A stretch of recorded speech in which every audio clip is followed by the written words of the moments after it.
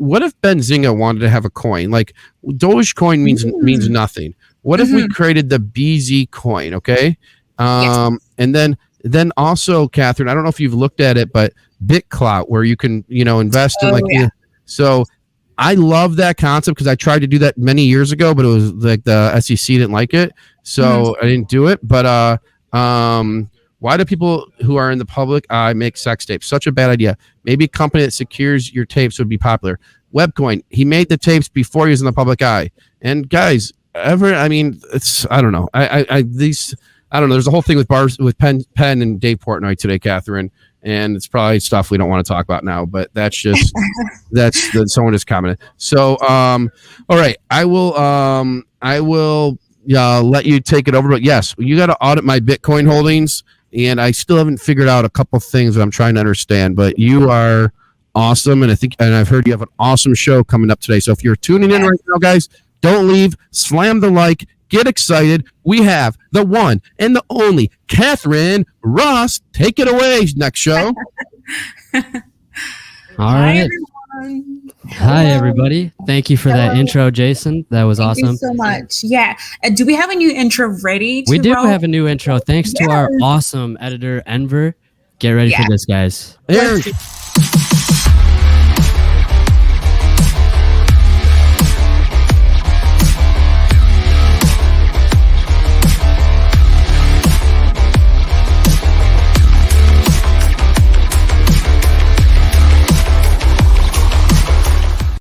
Can get on. Wow. Awesome. So nice. Yeah, I'd love to have some background music all the time, just to keep moving. I love it. And to Jason's point, I think to have a BZ or Zing, it's probably going to be a Zing coin. Yeah, I want to see a really cool coin come from Benzinga. We should throw it to the community. Let us know what you would want to name this coin or what we should name this coin. Give us those answers in the chat. I vote for Zing. The thing is that you can be actually pretty practical with the coin, and I know we don't have time today, but just very. We do have a jam-packed episode today. Yes. We are giving you guys 2 solid interviews from great people. One company, who is it? Who do we have? We have Dusk Network, and as well as NEM Software. 2 exciting companies in the crypto space. Excited to hear from them. For sure, but to the point of actually a token for Zynga, that would be very useful thing to have for both for us as a company and for our users, readers, viewers, and traders. It's Jason. Let's get back to this conversation, okay? But now we have to talk about market. We're gonna get to XRP in a second. Give us a sec. We're gonna do a recap of the coins today. Oh, so that there are requests about XRP. Yeah, right? yeah. Exactly. I mean, it's a hot topic. We should definitely get into it. But before that, what coins are on the move?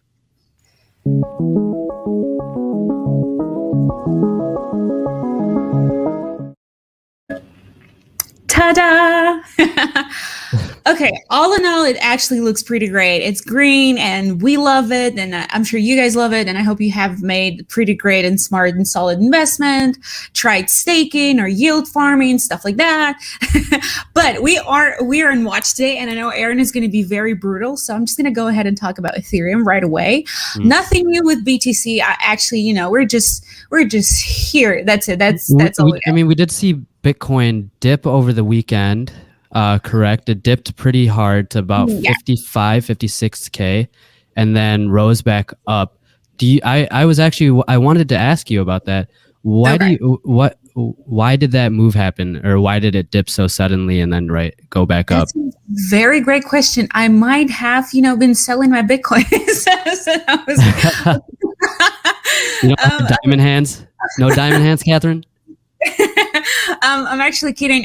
The thing is about that is we have seen several analysts saying, and we have published 2 articles today at Benzinga. One analyst is saying that we're going to go as high as $76,000 pretty soon. It's just in a couple of days, and it's going to just touch that level, but go back to 60 and settle at 60.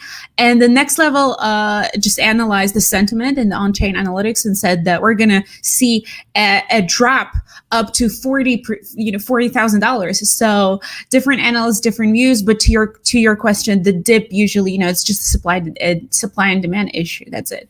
Mm-hmm. That's all it is all the time with the crypto market. But Ethereum, is that where we're looking at? Yeah, Ethereum, that was Bitcoin. I'm going to pull up Ethereum right now. Yes, we are using CoinMarketCap because we love CoinMarketCap. And Ethereum has actually topped $2 trillion. The market cap has topped $2 trillion for the first time in history, guys. This is huge. I mean, we have it's XRP. Can you please thank you. Yes. Yep. So Aaron, I know that you said that you want this coin to actually go down to I should have just got in when we talked about it. I told you that, like, I'm so dumb. Just several guys from DAO community told me that they believe it's going to hit 3K very soon. It was 2 weeks ago, but we are at, okay, I cannot see the screen that close. So we are right now at $2,118 right now. It's fluctuating a bit, as it's always is with the crypto market, but I'm sure you guys know that Ethereum and Ether specifically, the token itself, but Ethereum as the ecosystem has been all over the place with new DeFi applications. DeFi stands for decentralized finance. New applications all over the place, and especially with the NFT boom. And again, I have to say, for disclaimer, that not every NFT token is created on Ethereum, but a huge amount of them still is created. But one interesting thing, actually, the price, Ether itself, is up over 180% year to date. So since January, it's actually up 180. So Aaron, you should have listened to me when I should have listened next time, or I'll just get in now. How about that? Because it's going to pop off. Most likely, yes. And especially if you like Mark Cuban, he said that it is the closest we're going to have to a true currency. And he's a great marketer, so you never know. Yes. Wasn't it Mark Cuban who implemented the Dogecoin payments at his stadium? Or not stadium, arena? Yes. Dallas Mavericks are now accepting Dogecoin, and you can buy tickets and merch. Branded merchandise you can buy with Dogecoin. So yeah, but he also says that Ethereum has a pretty great value and ecosystem, and it's gonna the verb F SaaS companies with this smart contract technology. And Ripple. We were just running into a lot of guests today. Yeah, we got to move on to the guests pretty soon. Yeah. So let's get into Ripple, and let's rip it. XRP, despite everything that is going on with the legal case with the SEC, with this like current SEC shadow, right? We have seen Ripple breaking out of its 3-year downtrend, and it is currently trading at looking at markets 95 cents.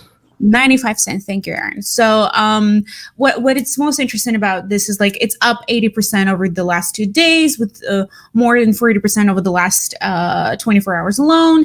And I do have 2 analysts saying, one said to CoinDesk that there is more to it, and the token might be getting price support from the XRP community, which is also known as the XRP army. And other analysts and popular crypto trader on Twitter, Kaleo, said the zero exposure here seems irresponsible, adding that it is very early and we might have seen the price going very high. So just it's not investment advice, just reporting on what's being said. And yeah, so that's pretty much it about coins, because we do have people waiting in line to talk to us today. Mm-hmm. Yes, we do. Yes, we do. On the schedule. Yeah. We are staying on schedule. I like that. All right. Okay. It looks like we have who is in the waiting room currently. Let me just check. Yeah, let me just check the waiting room here. We have in the waiting room Kristy-Leigh Minehan. Hopefully, I am saying that last name correctly. Oh shoot! But we don't have anybody from Dusk Network yet. Not yet. They will be on very shortly after this. So, okay, so we can, without further ado, let's bring on Kristy. Hi, Kristy. Hi, We're Kristy. so thrilled to have you. Thank you for being here with us. Thrilled to be here.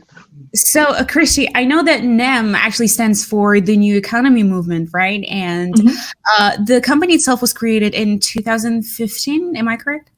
Or so NEM, the currency, was officially launched in 2015, but the company NEM Group was just recently formed. So think of NEM Group as sort of like the development body. In addition to the core developers, one of the entities that helps develop and build out most of the tooling and infrastructure to support the cryptocurrency. I love your handle. Oh God, a girl. Yes. just for those who missed it, we have Kristy-Leigh Minehan, Chief Technology Officer at NEM Blockchain Software, and I know that you guys have positioned yourself in the first place not actually as a proof of not as a proof of stake, right? As proof of importance and harvesting. That was the initial goal back in the day. Is that correct? Mm-hmm. Yeah. So we have about that. Yeah, I can. So we actually have two coins. We have NEM, so what most of us call NIS1, the actual blockchain protocol. That is based on proof of importance. So essentially, it's a different form of consensus algorithm that rates your activity in the network. So how are you trading with your peers? How are you buying and selling coins? Are you contributing? Are you spending them? How are they moving across the network? All of that contributes to a ranking score that's not dissimilar to Google page ranking. So it's based on the same mathematical formula. Really innovative for its time back in 2013 when it was architected. And then we have a Symbol, which is just launched 2 weeks ago, actually. Yeah. And Symbol as a blockchain protocol is more geared towards being the platform for digital assets, for tokens. And it's really innovative in what it does there. And it uses a combination of proof of stake as well as a modification of proof of importance, which we call proof of stake plus. And it's based on the same kind of algorithm as Polkadot with finality. They call it grandpa finality for those people who care about the weird technical names that us developers call our consensus algorithms. And then, the CoinDesk article actually said that this proof of stake platform, which is called Symbol, right, was in the making for 4 years, right? Correct. Now, why does it take 4 years for a company to develop a protocol? Is it actually a very short amount of time? Because tell us and tell our viewers a little bit about what it takes to actually develop a protocol like that. How many developers? Yeah. What's in the making?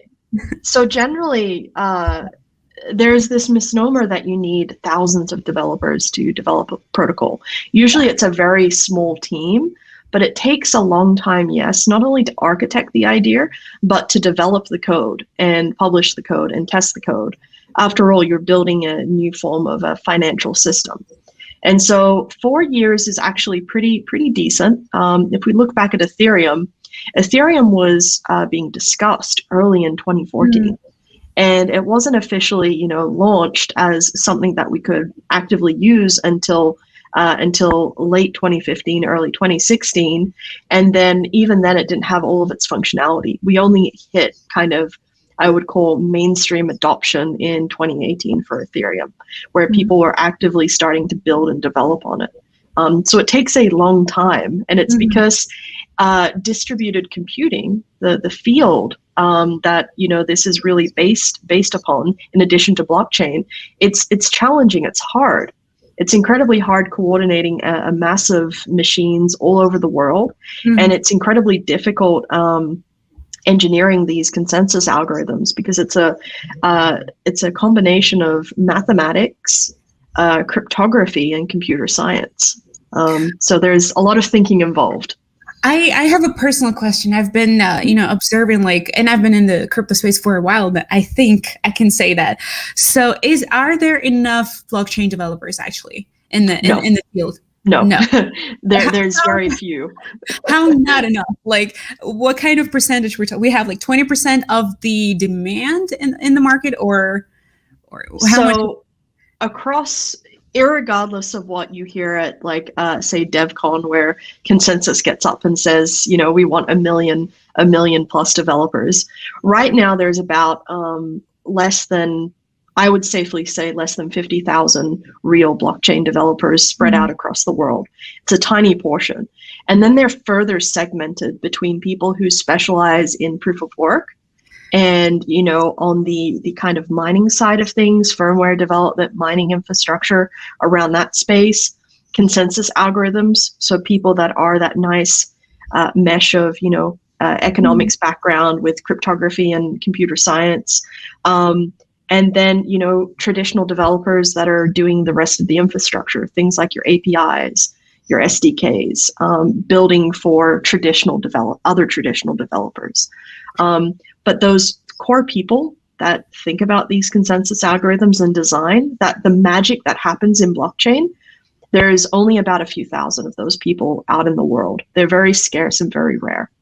Wow. I mean, I'm actually impressed and terrified by the fact, like, what it takes to be a blockchain developer and how much time it takes to become one. But I've read an article in the description about NEM back in the day that said we are the smart asset blockchain, right? And I want to address the scalability issue compared to Ethereum blockchain. How NEM is compared? Is it a fair comparison at all? And can we talk a little bit about that? Yeah. So as a personal philosophy, I generally dislike comparing blockchains because I think that's unfair. I think blockchain technology, each coin is its own unique ecosystem. Mm-hmm. It usually has its own developers, its own projects, its own traders that are unique to that entire ecosystem and its own rules and community. So it's important to understand the time frame and when NEM was developed. It was developed on the heels of Bitcoin's release, when there was a lot of discussion about, is Bitcoin sufficiently distributed? Is this the right approach for a new world financial system? And keep in mind, in that time period, in 2013, Bitcoin was highly centralized. It was only held by a few people. It wasn't, as traded. And so during that time, a lot of coins started to morph and evolve, and they wanted to create new ways of doing things and experiment. And NEM was one of those coins.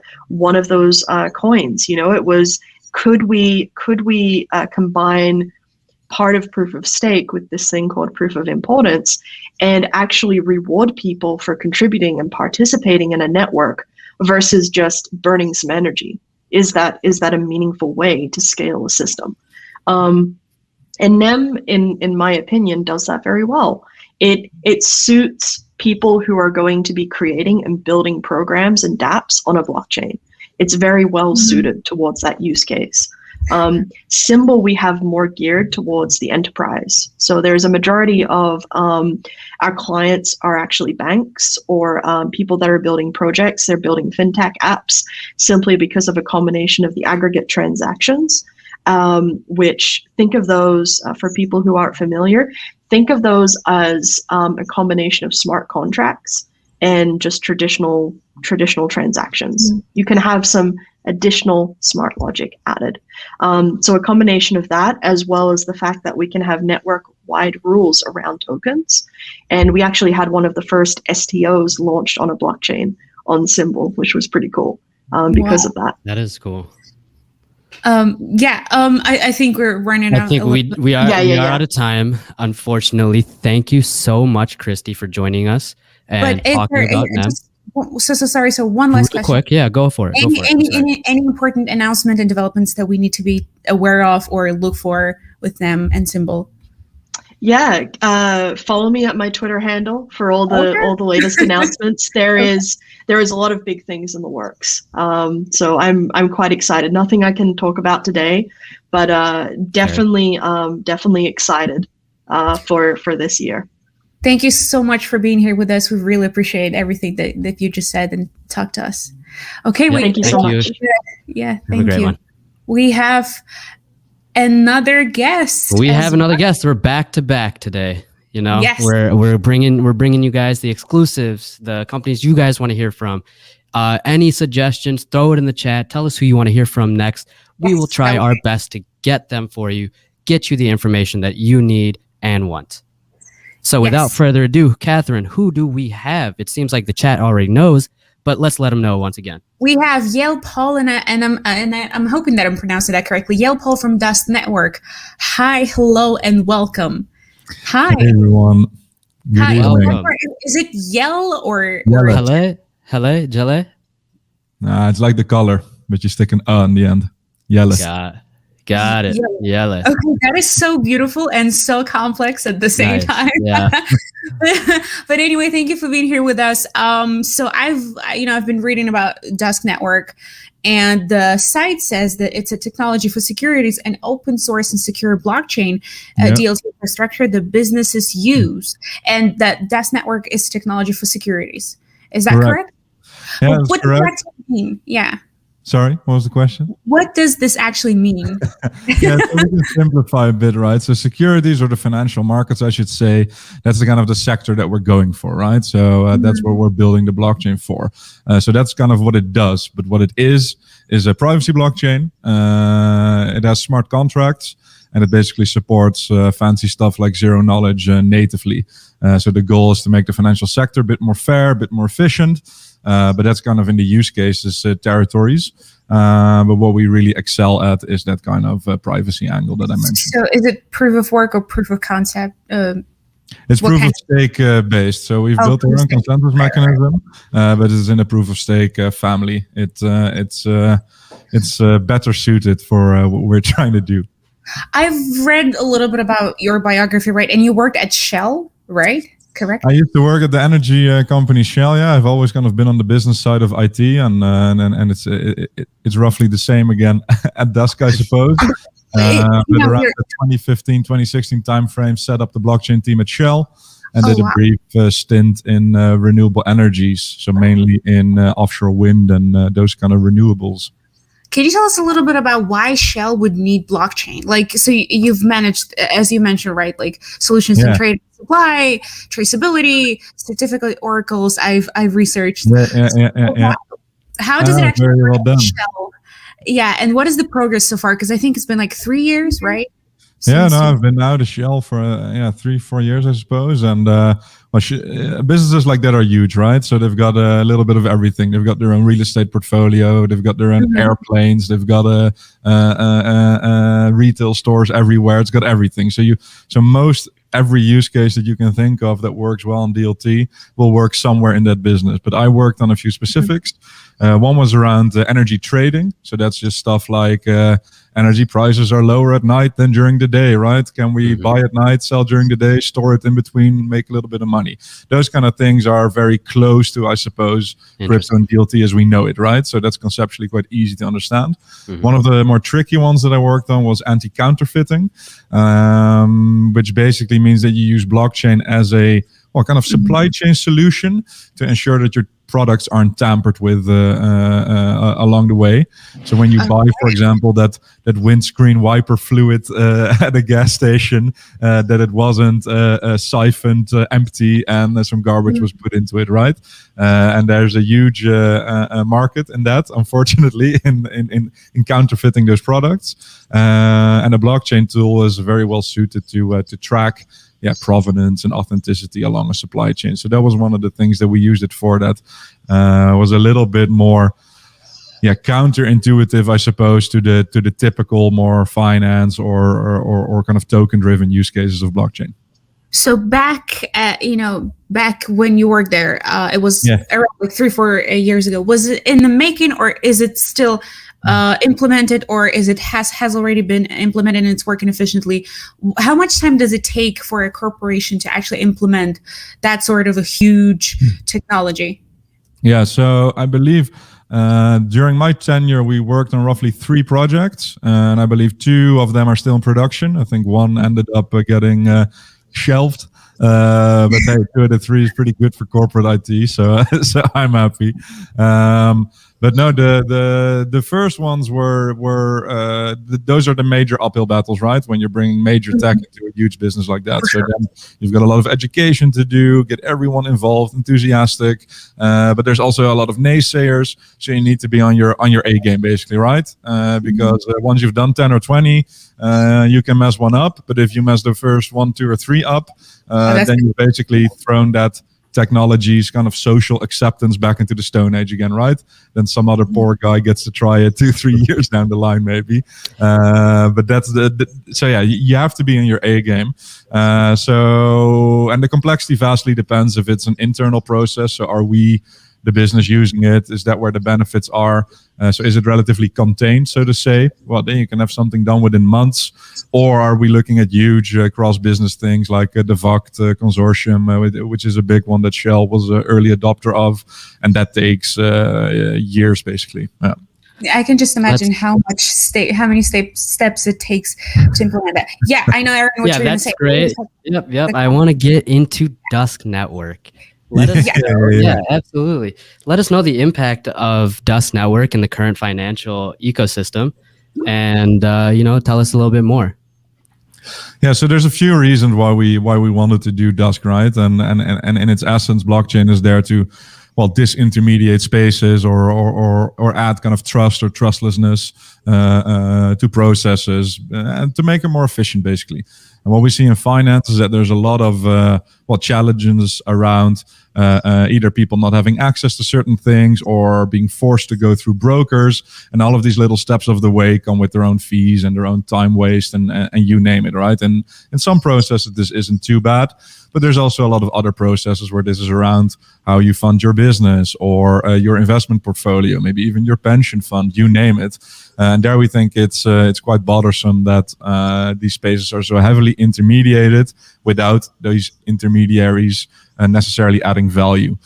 So that's where blockchain solution is very nice if you can actually do security tokens well. So effectively use smart contracts to represent financial instruments, or to replace financial instruments, I should say. Mm-hmm. Then we can take a lot of the kind of redundant players out of there, meaning that, cost gets reduced. So either you get a fairer price or a lower bill at the end of the month, that kind of thing. And private equity is a good one. If I want to buy shares in a company like Uber a few years ago, right, when it wasn't IPO'd yet, you go to some kind of share broker, you say, I want to find these shares, and they go to look for you, and they maybe use 2, 3, 4 brokers, and they all take a slice, right? So at the end of the day, I think I'm paying $25 per share. The guy that's selling on the other hand, 4 brokers down the line, is getting 18, and we lose 7 down the middle, right? So what's the fair price of that share? Is it 18? Is it 25? Well, it's probably somewhere in the middle. But we both would have been a lot happier if I'd paid 21 and they'd gotten 21, right? Right. So that's kind of at a very high level some of the things that we're trying to do, and the reason for these brokers is twofold, and it's one, these parties don't want to signal to the market what they're looking for, so they want to remain confidential, because I might be able to buy a few shares now, but I want millions. And so I don't want to drive up my own price, right, by telling the market this is what I want. And also they don't want to reveal themselves to the counterparty, because that's another kind of issue with their strategy. And they might not know how to find these shares. Well, the blockchain or doing equities and smart contracts, for example, solves all of this, because you can retain your confidentiality, but also communicate to anyone that owns a token, for example, without revealing who you are. So just these two little aspects of the Dusk network in this case can take out that entire broker chain for that little industry, getting rid of those fees, of those intermediaries. And there's these little value pockets or use cases that work tremendously well at different stages of the value chain. So it starts with like little SMEs all the way up to the capital markets. And those kind of a few dozen areas where we really see tremendous value immediately are kind of our initial focus commercially. Yeah. That's fantastic. Sounds like you're really, securing these tokens, making them more secure. I would be remiss to ask, noticed that you guys have the DuskCon coming up this Friday. If you want to touch on that, let us know what that is, and is that a convention that you guys are doing in person, or is this something virtual? Yeah, so DuskCon is this Friday, indeed, April 9th. It's a virtual conference, so we will be together with a very limited group, obviously because of the pandemic, in a studio in Amsterdam. So we'll be live streaming. That's where you're based out. The world, out of, right? basically. Yeah, our headquarters in Amsterdam. So we're based a little bit all over the place, but we're headquartered in Amsterdam. Nice. We have a studio there for the day that we're basically live streaming out of, and we have a combination of people there live with us as much as the pandemic allows, and people also joining us virtually. And there's going to be keynotes by us, but also from partners, advisors, experts in the space. And we basically wanted to do a conference to celebrate our upcoming technological milestone. So Friday, alongside the conference, we're launching what's called an end-to-end release candidate. Well, the word kind of says it, right? End-to-end, it's the whole stack. Release candidate is that means that this could be the one that gets released, right? So the tech is basically done. It's time to dot the I's and cross the T's, and we want to share about it, celebrate the next steps. We've built some of the most innovative privacy technology out there, and it, alongside the people that build it, deserve a bit of spotlight. So hence the conference, where we're really trying to kickstart the whole thing into the wider world. Any big names, major announcements that we need to look out for? So the full schedule is on the website, but we've got people from Binance joining. What's the website? Sorry, Dusk.network. Aztec, Anoma. Let me see. We've got some institutionals joining, stock exchanges. So it's a whole kind of big fun party of partners, anchors joining. There's quite a few names that I'm probably forgetting, but it's gonna be a good good friends and family and acquaintances gathering, basically. We're also trying to put out some great content for guys. We are loading a lot of our announcements into Friday, right? So we're giving let's say there's 20 talks. There's going to be 4 or 5 that we do ourselves, right, on various topics. And every little talk is basically also its own announcement. So we've kind of wrapped it in a way that we've got a lot of firepower to bring to the table for the conference. But you can expect things along organic next steps. So we're moving towards an incentivized testnet. We're going to involve the community on our development. There's a few other things that we'll share Friday, where you can expect 5, 6 nicely sized announcements and a few big cannons. Nice. Wow. Very awesome. well put. Yeah. I think we're running out of time. We're running out of time. I want to ask one more question, if that's all right, and then we can wrap with how people can find you, who you are, or not who you are. Obviously, they know who you are. The chat obviously really likes you. Super excited for you to show up today. Glad I made it. So my last question here is that Dusk has grown a lot in the last few months, right? How much room is there for you guys to keep growing?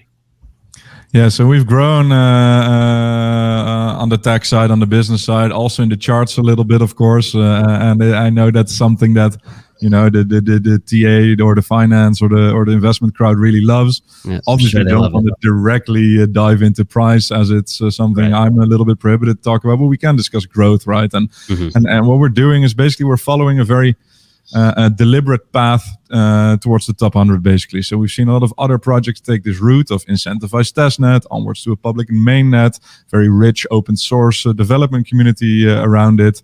Dusk's technology and use cases are, really innovative. And if we hit those next few milestones, for which again I think all the hard work has already been done, I fully expect us to comfortably break that kind of top 100 permanently and keep going from there. So our main benefit there is Dusk.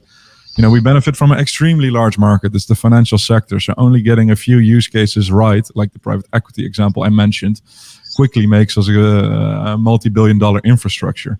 So it might seem a little bit random that things are happening now. There's quite a bit of thought that goes into it. And of course, we benefit from the macro of the market, right? B2C is doing well. Right. But you can also see that in the micro that we are starting to outperform these indicators like Bitcoin, right? So this is something that I intend to obviously continue and climb in rank. And then price is a very separate discussion to that. So I think a lot of the catalyst for future growth become very apparent at DuskCon on Friday.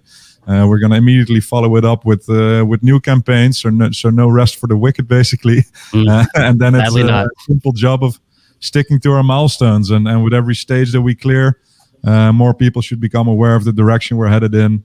I expect this to continuously kind of strengthen our growth and adoption. And can only be grateful for the opportunity so far. And I intend to drive it home over the next few years. Awesome. That is great. Sounds awesome. Thank you so much. That is our time. Unfortunately, we do have to move on to the next show. We did shoot over time a little bit, but thank you so much for joining us. Chat, if you guys want to find out more, obviously go to that site, dusk.network, see what they have up for their DuskCon this Friday. Super exciting stuff. Can't wait to hear what's Thank you so much for being here with us. Yeah. Thanks for having me. Have a great rest of the show. Thank you, Jelle. All right, and that's about it, everybody. So thank you for tuning in for another episode of the Benzinga Crypto Show. We are live every Tuesday, Thursday, 2 p.m. EST, EDT. It's one of those.